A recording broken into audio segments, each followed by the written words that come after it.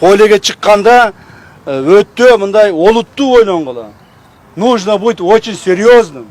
Очень серьезным нужно быть. Это не просто так выходить на поле и сказать, что вышел и обратно зашел. Нет. Каждый раз, когда выходишь на поле, ты должен думать о том, что защищаешь честь страны, а не просто так.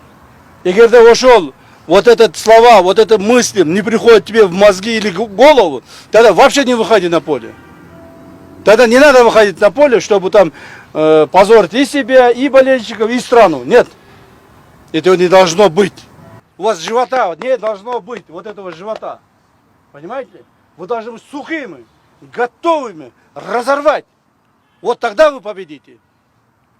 Анан кейін ақырын тойып алып, ақырын шығып, ары басып, бері басып, монтып қойып, тікінтіп қойып, анан жеңіп кетем. Такое не бывает.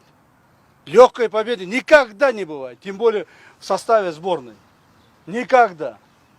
Запомните.